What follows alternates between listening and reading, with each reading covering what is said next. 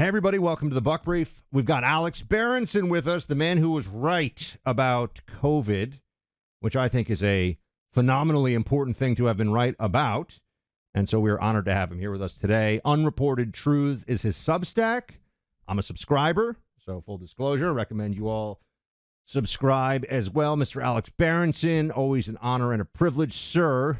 So, is Fauci changing his name and like living in the Yukon somewhere? I don't think so. Somehow the evil little Smurf got away with it all. Yeah, no, I mean, I wouldn't say he's changing his name. I'd say he's, picking up $100,000 a speaking appearance, and he's got a book coming out in June, where he will, I'm going to go out on a limb here and say, not tell us the truth about everything that he knows. But, I suspect that book will be released to the, loud hosannas of the same people who've been talking about how wonderful a job he did for the last 4 years. It'll be interesting to see if there's any sort of critical questioning of, particularly of the way he tried to steer, the investigation into the origins of COVID early on. But frankly, unfortunately, I think. Go ahead. I just don't anticipate he's going to get a lot of pushback. We'll see.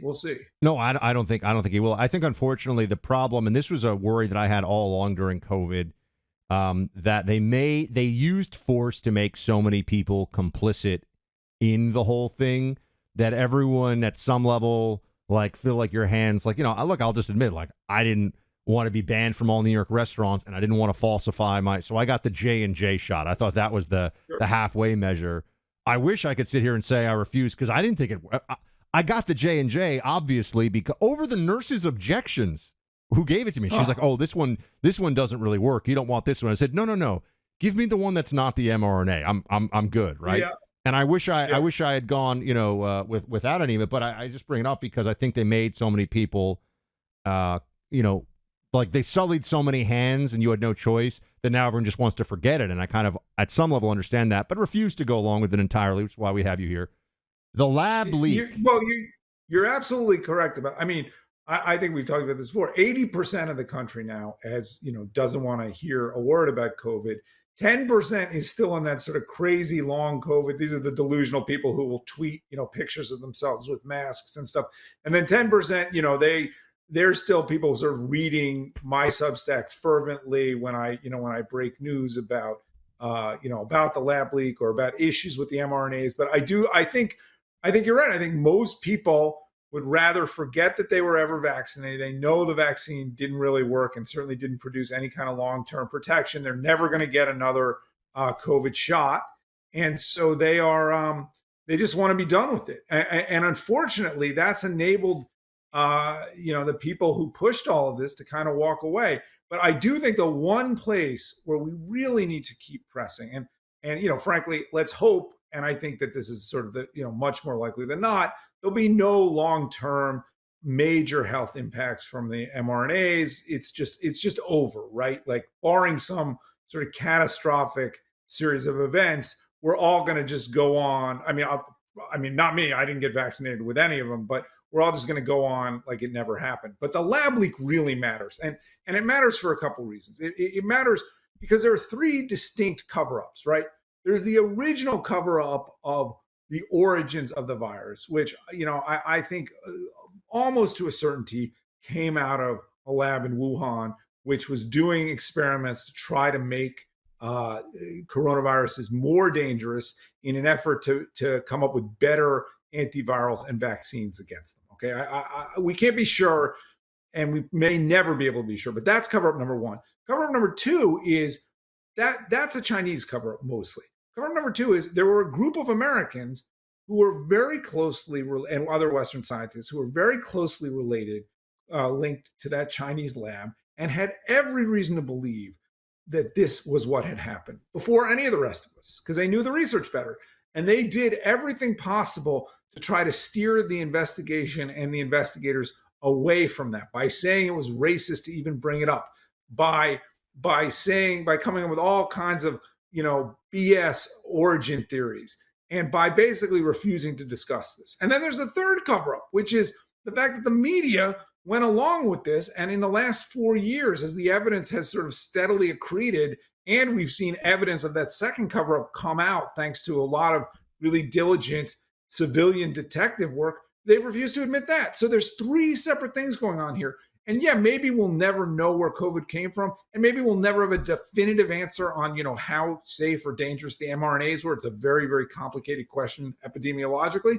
But if we can't at least have an honest conversation about the fact that these people's self-interest led them to help the Chinese hide the origins of a virus that killed millions of people, I don't know where we are as a country.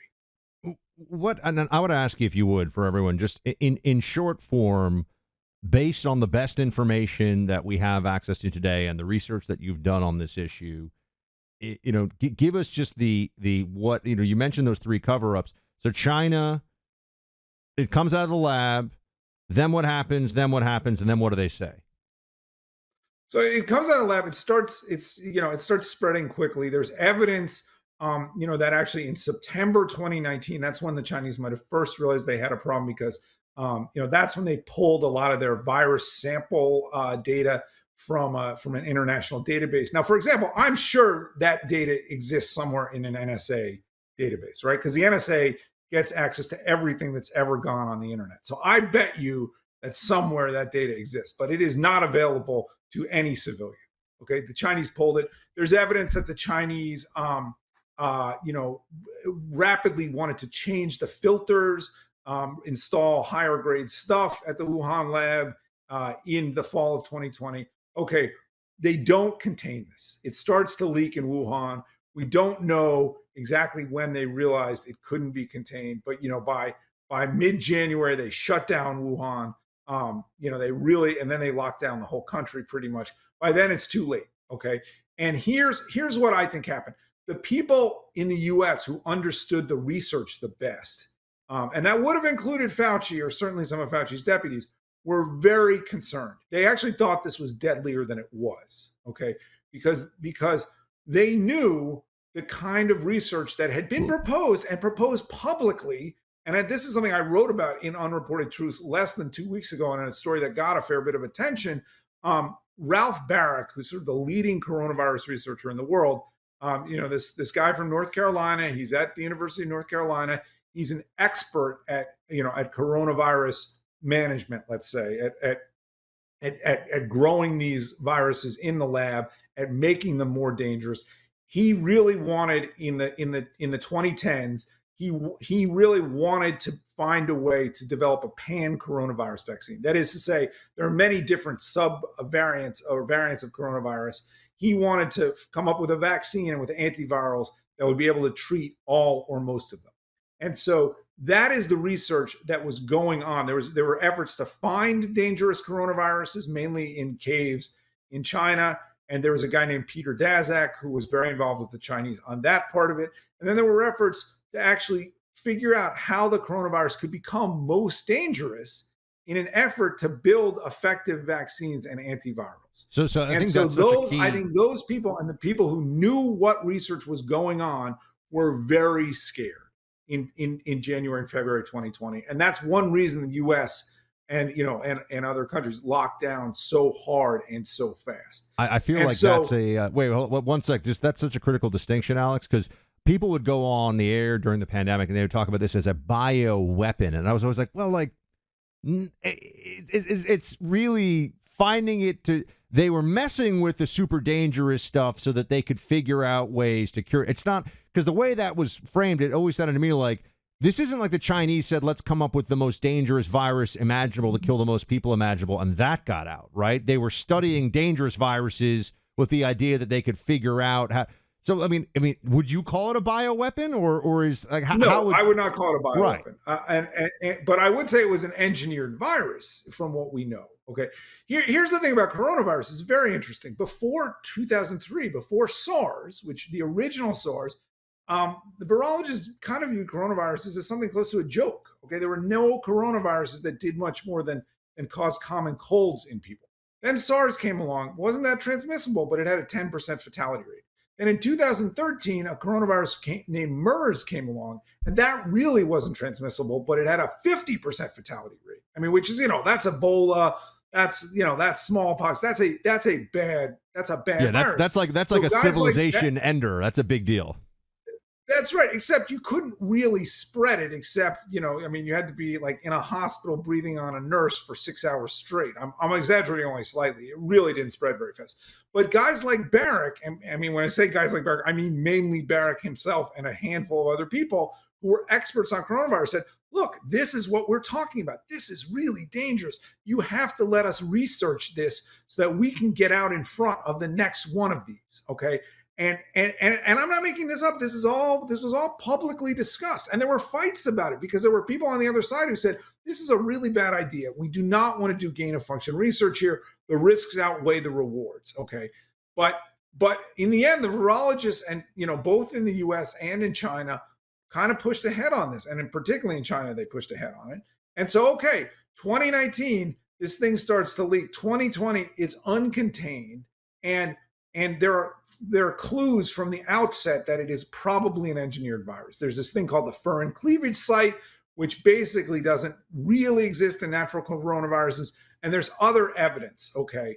And what does Fauci do? What does Ralph Baric do? What does Peter Daszak do? What do basically all the leading virologists do? They say, if you want to investigate this as a virus that leaked, you are racist, you are hurting our relationship with the Chinese, you are hurting science. This is a natural virus. We're going to figure out where it came from, just like we did with the original SARS, and you are wrong. Don't do this. And for over a year, they essentially make it impossible, either really for the U.S. government or for major news organizations or for anybody to say, let's have this is kind of weird, guys. Let's talk about this. And by the time, listen, the Chinese probably would never have and will never admit anything anyway. But by the time that diversionary tactic was seen through and broken, it was mid-2021 and it was really too late.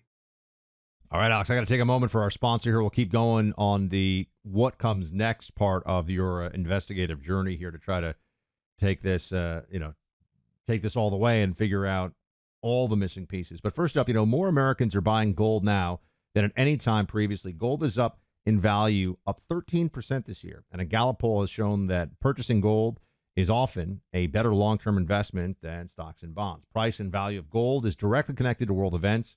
And over time, it has been a store of value. So that's why I recommend you check out the Oxford Gold Group. I rely on the Oxford Gold Group for my gold and precious metal purchases. Nobody can predict the future, but we can take action to prepare for it. The Oxford Gold Group are real pros when it comes to buying precious metals like gold and silver, and they make it easy for you. It's who I go to for my gold and silver, which I keep here in my safe. Oxford Gold Group, give them a call, 833-995-GOLD. That's 833-995-GOLD. Okay, so what do you so we're finding out more about the cover-up, the lab leak, all this stuff. We're years into this now. I know a lot of people have moved on, but what remains to be either found out or, what are the areas of this that you want to take the investigation next? Well, so, I mean, I think, yes, a lot of people have moved on. I do think it's important because you are talking about Tony Fauci. You're talking about the very, top scientists in the U.S. establishment. It's important to know if there's evidence that they were really talking internally about the likelihood that this did come out of a lab, what they might have been talking to the Chinese about. There are some Republicans in Congress who are continuing to push this. Rand Paul has not let this go. There are some people on the House side who are not letting this go. There are going to be hearings in May. Peter Daszak is going to testify under oath. I think, look, again, unless somebody from the Chinese side defects or comes out, and it's very hard to imagine that happening, we may never have the definitive answer to what happened in 2019 that likely caused this virus to be, to leak. I got a question for you. What happened to all the variants? Remember, there was like a variant every 6 months. Yeah, we got to be scared of the variants. Where are all the variants? So here's an interesting point, right? So in 2020, the virus did very little mutating, okay? And And coronaviruses historically mutate quite fast. Well, why did it do very little mutating? Because it was so perfectly adapted to human beings when it came out. Why? Because it had been passaged through a lab, or it had been manipulated in a lab to be very well adapted to human beings. Okay, then what happens? Then we do this massive vaccine campaign with this very, very potent vaccine that's targeted directly at the spike. And guess what happens? Over the next 18 months, from 2021 into late 2022, there's a ton of mutations in this thing, including Delta, then Omicron. Guess what? In the last 12 months, there's been much less vaccination and there's been much less mutation. So probably the virus has done really what it always, quote unquote, wanted to do. It's come to a place where it's more transmissible, less virulent. We don't have a vaccine. People aren't getting vaccinated constantly. So there's not a lot of evolutionary pressure on it to beat the vaccination. And we're done. We're where we would have been, Buck, if let's go back to 2020 and let's say there hadn't been hysteria. And we done some reason. We tried to protect the nursing homes. We'd all live like Florida. Okay, probably we'd be back. We'd be right where we are right now. We'd have a less transmissible or less virulent, more transmissible variant, and we'd all be on with our lives, just like we are. I view this whole thing now not only through the lens of they were wrong about everything and they were horrible while they're wrong about everything. Alex, I was in Miami International Airport coming back from a weekend away with my wife. They still have mask up everywhere, signs, which is, I know everyone ignores it. I understand that there's this sense like it's not a big deal anymore, except I think it's a huge deal. Like maybe I'm crazy. I sit here, I'm like, these maniacs were completely wrong about everything. I mean, everything. The whole thing was top to bottom wrong. Wrong about the school closures, wrong about lockdowns, wrong about masks, wrong about the vaccine efficacy and stopping transmission. They were wrong across the board. And I don't understand. I mean, Rand Paul, whom my radio audience knows this, I love. If I could just make someone a president, like if I just sort of go poof, like he'll never win, and I know that. So, you need someone like Trump who can actually fight the machine. But if I could just put someone in office, I think Rand Paul would actually be a phenomenal president on a number of levels. He cares. Very few other people, though, seem to be focused in on this. And I sit here and I'm like, I feel like we failed, or rather the system failed at every level, and there's no changes made whatsoever except the system's ready to do it again. Is that too pessimistic? I think, unfortunately, that's about right.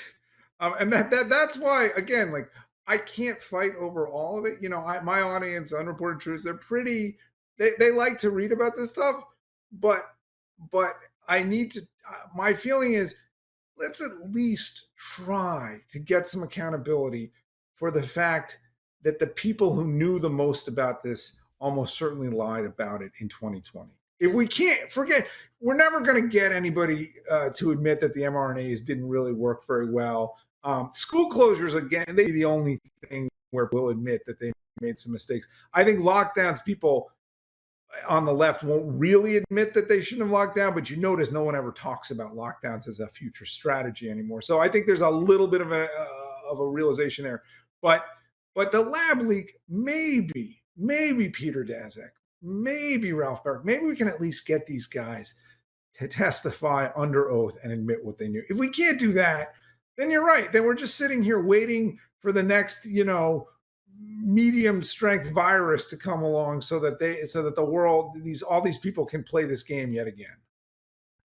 I want to ask you now, I'm going to switch gears because, you were the guy on all this stuff, and some of us very much appreciated the work that you did then. I mean, when I was getting, I think I got more rage both in person from people shouting at me, like random strangers, for being unmasked and things like that. Because I just utterly, unless I was going to get arrested or like barred from the premises, I just refused to do it as much as I possibly could. But also online, people were absolutely sadistic maniacs about the whole thing. and I think I got more of it from them on the COVID stuff than anything else. So some of us very much appreciated while that was going on that, you were out there taking, you kind of look like Leonidas at the end of 300, where he's just arrows sticking out of him. Like I was wondering if we would get to my hair. I must apologize. I need a haircut. but you were covered in all those arrows. I do wonder, even if it was privately, and quietly, did anyone ever come up to you and say, "Man," from the left specifically, "Man, No, I was a horrible, D-bag, and you were right." No, but literally no one, not a single person. not a single person. One person in the last 2 years has said you were right about the lockdown. So this is just like somebody in my town, and I actually wrote about that. And somebody I know who is sort of a journalist of some note said to me privately, but this was in the context of you're wrong about the vaccines. It was it was sort of like, well, it looks like you were pretty right about some of the 2020 stuff, but never said that publicly.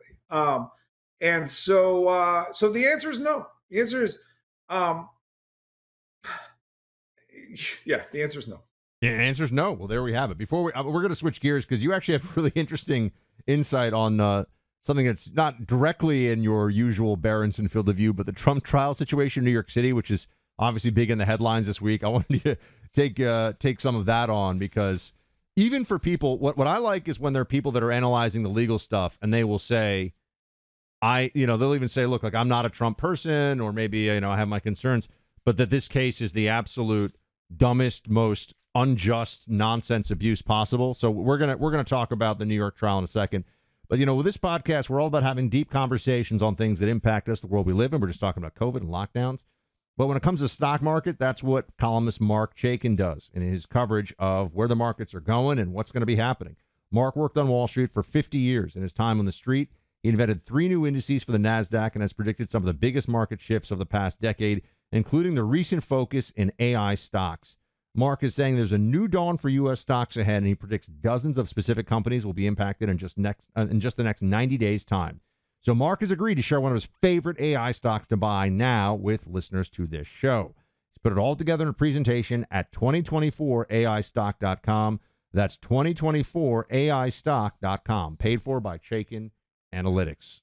Alex, the situation of the trial in New York City. Take me through what you think is most absurd about it. Well, I mean, it's all absurd. Okay, it's business. Think about what the underlying charges are, and I think you need to look at this in the context also of the civil case, where there's what the media is saying about the two cases. There's what's actually happening in the two cases, and then there's try to think in the broadest point of view, what is the crime here? So in the civil case, which just concluded, Donald Trump faces a $500 million penalty, and it's not a crime because it's a civil case, but the infraction that he is alleged to have committed was lying to banks about the value of assets on loans. Okay, the thing is, the banks do their own independent analysis of those loans. But more importantly than that, no one disputes that Donald Trump paid back every dime with interest at the agreed to interest rate that the bank loaned him. Okay, so the fraud, if there was fraud, had no effect. Okay, so it's as if the analogy I used was you go and make a deal with a contractor, and you say to the contractor, "I can pay you up front." Or I'm going to pay you next week. I got all the money in my bank account right now. I can pay you next week. And you're lying when you say that, okay? You don't have the money, but you're going to get it in a week, and you don't want the contractor to, go to somebody else's house. You want him to do the work right now. So he does the work. The money that you expected to come in does come in. You do pay him. He is satisfied. And then for some reason, the New York State finds out that you didn't have the money at the time when you said you did, even though you got it later. And they say you committed fraud, and they take your house. Okay, that's the civil case. That's the February insanity. Okay, this is a criminal case, so the stakes are even higher. Donald Trump could go to jail. And what is Donald Trump alleged to have done? Okay, the case gets reported as it's about hush money. It's about paying back Stormy Daniels or paying off Stormy Daniels. But it's not actually about that. When you read the indictment, what it's about is that Donald Trump didn't pay Stormy Daniels directly. He paid Michael Cohen. Michael Cohen, his lawyer, paid her off, okay, for what was effectively an extortion attempt. But put what that is the aside. difference often between hush money and extortion cases? I wonder about. Well, the difference is if you have a smart lawyer who doesn't make any specific threats. I mean, really, that's the difference. By the way, I don't think extortion should be a crime. I think extortion is something rich people use when poor people try to get money from them and aren't smart enough to have lawyers involved. But to the extent that extortion is a crime, this was extortion. Okay, even though again, Stormy Daniels danced through the raindrops by, she was selling her story. She didn't put a number on there, whatever. She didn't get charged. So in the eyes of the law, she's clean. So Michael Cohen pays her off. Okay, that is not the conduct at issue in this case, even though the state of New York is focusing on it. The conduct at issue in the indictment is that Donald Trump or the Trump organization then paid Michael Cohen, okay? And they didn't actually pay him $130,000. They paid him $420,000. Why? Because they wanted him to be able to pay the taxes on the $130,000, and he wanted to be paid in salary, not as a reimbursement. And then they threw in some other money. So already it's complicated. There's not quite a direct line from the payment Cohen made to Stormy Daniels to the money he got from Trump. Okay, but let's just look at that. Okay, the crime that Donald Trump is being charged with 34 felonies for is that he misclassified in his own internal business records a payment he made to his lawyer as being for quote unquote legal services when it was in reality, in part, money that went to Stormy Daniels. That is the crime. Okay, that is a crazy thing to face 34 felony charges for. And on top of that, there shouldn't, even in New York State, that's not a felony. It's a misdemeanor. Classifying business records improperly. And again, normally there would have to be some allegation that some third party lost money. In other words, this should come into play when, let's say, I own a restaurant and the restaurant lost $100,000 and I'm trying to raise more money for the restaurant from outsiders. And they say, we need to see your books. So I show them my books, but I forget to show them, that I lost $1 million last year. Okay, that's what this is supposed to protect. It's supposed to protect outsiders from fraud, not like I'm putting an expense that I paid in one tranche instead of another tranche in my own records. Okay, but let's just say Donald Trump did this. This is a misdemeanor. It's not a felony. How are they charging it as a felony? They're charging it a felony because they're saying there's an underlying crime that he was trying to conceal. What is the underlying crime that they are claiming? Well, they've never actually come out and charged him with any underlying crime, which is weird. But what they seem to have settled on is that the crime was improperly trying to influence the 2016 election. Okay, so that's a felony. He engaged in a criminal conspiracy to influence the 2016 election, in which he was a candidate, by the way. So influencing the election and running for president, I'm not sure how you distinguish those things. But let's say he did that. Okay, let's say the money to Stormy Daniels was part of a conspiracy to influence the 2016 election. Here is the deepest problem of all in this crazy case.